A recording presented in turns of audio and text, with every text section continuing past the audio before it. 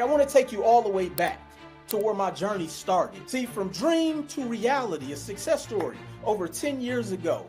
And as I often am always reevaluating just my life and how far I come and the things that I've accomplished and the people that I've helped, but I'm always looking back at the hurdles I've had to overcome. And if you guys look at this right here, August 11th, for those of you who don't know my story, 2005, I moved to Las Vegas with $500 to my name, was homeless, I was sleeping in my car, I was couch surfing, and I found this thing where I started to learn about money and finances and credit and economics. And so I want people to know I didn't always start where I'm at. I want you to know this has been a journey for me.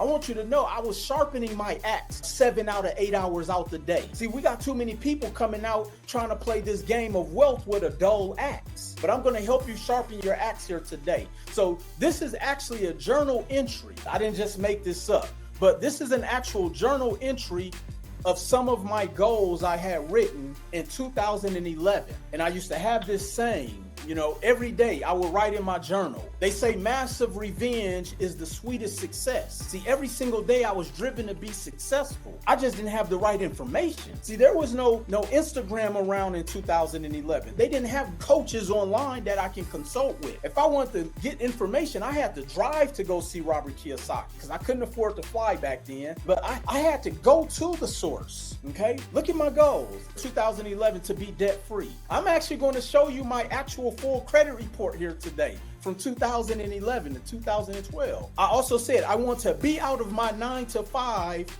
and running my business. See, I want people to know I didn't just come up with these goals during the pandemic. These are things I've been working on since 2004 when I first got into becoming an entrepreneur. Before the end of the year, I want to get to my ideal weight. Remember, health and wealth are synonymous. I wanted to make sure that I was in a healthy state physically, because your body is going to run on fumes a lot of times. My team will tell you on Mondays, I don't eat until after the webinar because I'm on go. I don't eat.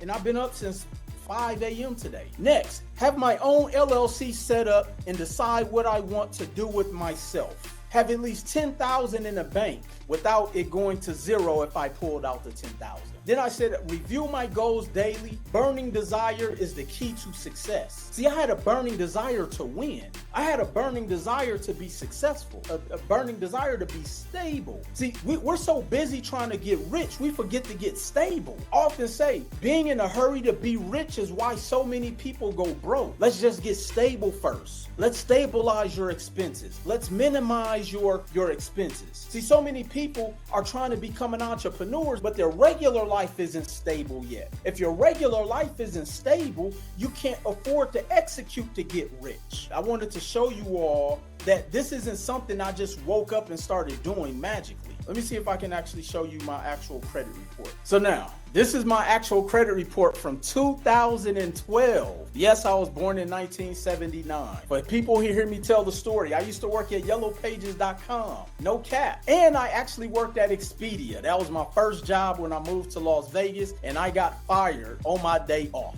I got fired from Expedia. But that's neither here nor there. But I want you to see how bad my credit was.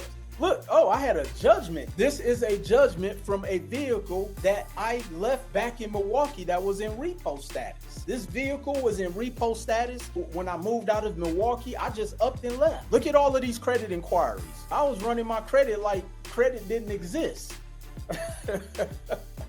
But see, here's what happens, ladies and gentlemen. When you have bad credit and you're going out there trying to find a vehicle and you're going to try to shop for that credit card, when you're on Google searching how to get a credit card with bad credit, let me tell you, it doesn't exist. Let me see, who pulled the most? Oh, Experian, okay. Look, I was out here living foul, had a collection, medical debt, collections.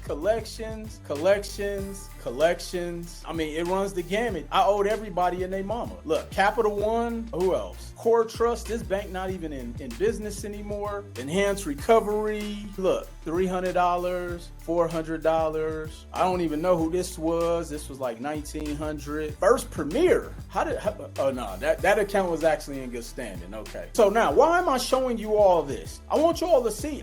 I once started where some of you are at, because again, so many people are in such a hurry to get rich, they end up broke. They go out here and start trying to do these quasi quick credit fixes, and then your credit lottery number is not in position for you to go out there to be able to capitalize on the things you need to capitalize on. Let me get to where my credit score actually was. I had a 563, Daniel. What could I get with that right now? I can't even get a library card. I was foul. That was my actual credit profile. Trust me, I've been where you all have been. That's why I'm qualified to share. That's why I'm qualified to come on here and talk with you. I've been there, but just follow me. So now let me show you what my credit journey is today. See, Will Roundtree is a refined man, but that was because I got back to stability. My goal was to get my life stable. So as of today, this is an actual report on Experian.com, 818, Equifax, 822, TransUnion, 815. This was as of today,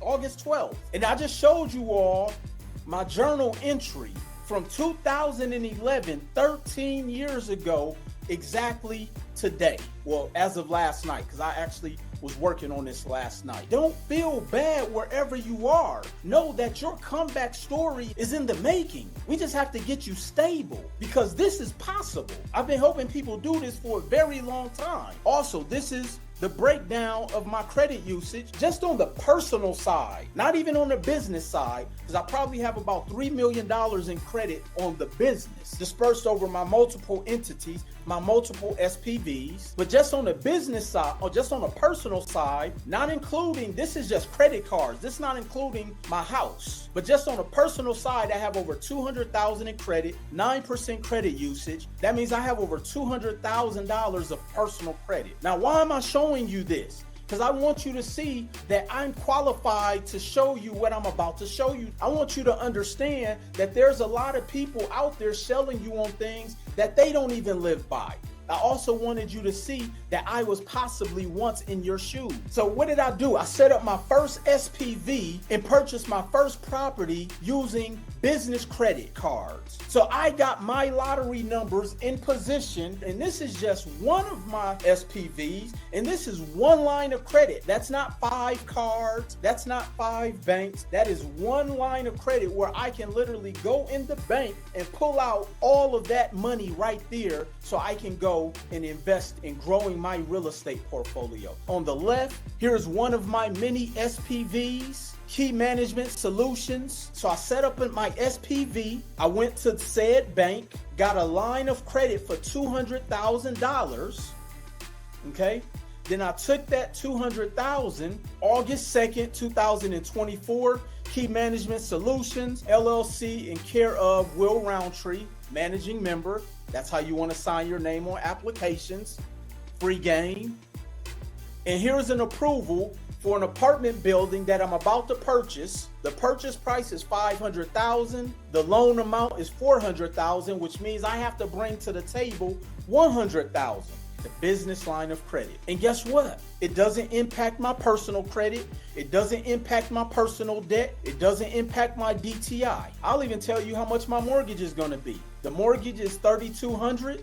After taxes, insurance, etc., is going to be about $3,700. The rent is $7,000. It's already cash flowing. So imagine you starting here. Imagine you're hiding your car from the repo man. Imagine you got somebody in your ear telling you you can't make it. Imagine you have people who don't believe in your vision, who don't believe in your goals, who can't seize your dreams. Imagine starting with that 500 credit score. Imagine writing down your goals daily, saying that your revenge is going to be the best success, to where now you're in the 800 position. You're in the 700 credit score. This is my lottery tickets right here. These are my lottery tickets. You can be in this position. So now we're going to take your lottery numbers. We're going to go set up an SPV. We're going to get you some credit, and then we're going to get you approvals to buy real estate just like this. This is what I've been doing and helping people over the past 10 years do professionally. Respect.